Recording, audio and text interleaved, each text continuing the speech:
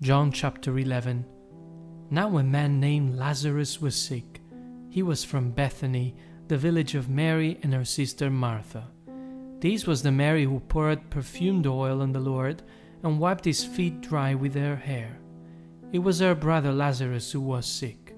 So his sisters sent a message to him saying, "Lord, see, the one you have affection for is sick." But when Jesus heard it, he said, "This sickness is not meant to end in death, but is for the glory of God, so that the Son of God may be glorified through it." Now Jesus loved Martha and her sister and Lazarus. However, when he heard that Lazarus was sick, he actually remained in the place where he was for 2 more days. Then after this, he said to the disciples, "Let us go into Judea again." The disciples said to him, "Rabbi, just lately the Judeans were seeking to stone you, and are you going there again?" Jesus answered, "There are 12 hours of daylight, are there not? If anyone walks in daylight, he does not stumble into anything, because he sees the light of this world. But if anyone walks in the night, he stumbles, because the light is not in him." After he said these things, he added, "Lazarus, our friend, has fallen asleep, but I am traveling there to awaken him." The disciples then said to him, "Lord, if he is sleeping, he will get well." Jesus, however, had spoken about his death, but they imagined he was speaking about taking rest in sleep. Then Jesus said to them plainly, "Lazarus has died, and I rejoice for your sake that I was not there, so that you may believe. But let us go to him."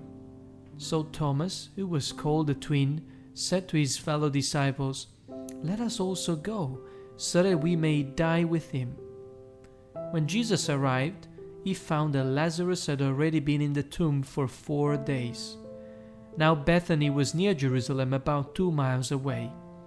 And many of the Jews had come to Martha and Mary to console them concerning their brother.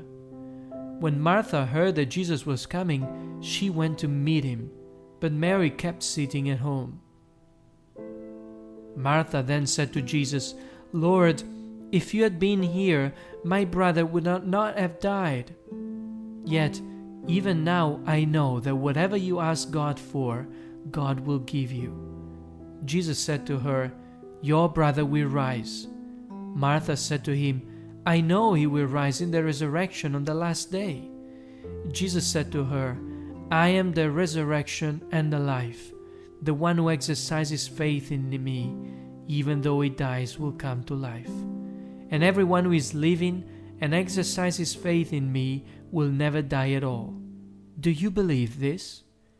She said to him, "Yes, Lord, I have believed that you are the Christ, the Son of God, the one coming into the world." When she had said this, she went off and called Mary, her sister, saying privately, "The teacher is here and is calling you." On hearing this, she got up quickly and went to him.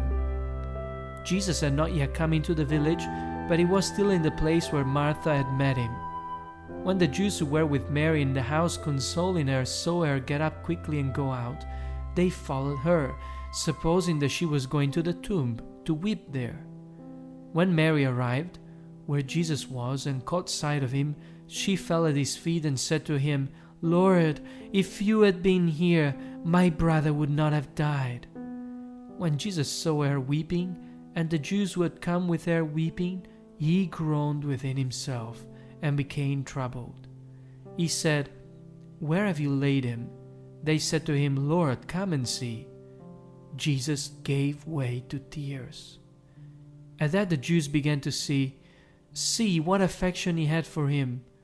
But some of them said, "Could not this man who opened the eyes of the blind man prevent this one from dying?" Then Jesus, after groaning again within himself, came to the tomb. It was in fact a cave, and a stone was lying against it. Jesus said, "Take the stone away." Martha, the sister of the deceased, said to him, "Lord, by now he must smell, for it has been 4 days." Jesus said to her, "Did I not tell you that if you would believe, you would see the glory of God?" So they took the stone away. Then Jesus raised his eyes heavenward and said, "Father, I thank you that you have heard me.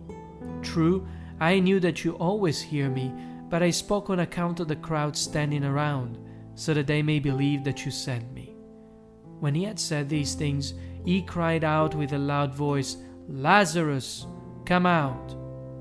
The man who had been dead came out with his feet and hands bound with wrappings, and his face was wrapped with a cloth. Jesus said to them, "Free him and let him go." Therefore, many of the Jews who had come to Mary and who saw what he did put faith in him. But some of them went off to the Pharisees and told them what Jesus had done. So the chief priests and the Pharisees gathered the Sanhedrin together and said, "What are we to do? For this man performs many signs. If we let him go on this way, they will all put faith in him, and the Romans will come and take away both our place and our nation." But one of them, Caiaphas, who was high priest that year, said to them, "You do not know anything at all, and you have not reasoned that it is to your benefit for one man to die in behalf of the people, rather than for the whole nation to be destroyed." He did not say this, however, of his own originality, but because he was high priest that year, he prophesied that Jesus was to die for the nation, and not only for the nation, but also to gather together into one the children of God who were scattered about. So from that day on, they conspired to kill him. Therefore, Jesus no longer walked about publicly among the Jews, but he departed from there to the region near the wilderness, to a city called Ephraim, and he stayed there with the disciples. Now the Passover of the Jews was near, and many people from the countryside went up to Jerusalem before the Passover to cleanse themselves ceremonially. They were looking for Jesus, and they were saying to one another as they stood around in the temple, "What is your opinion? That he will not come to the festival at all?" But the chief priests and the Pharisees had given orders that if anyone got to know where Jesus was, he should report it, so that they could seize him.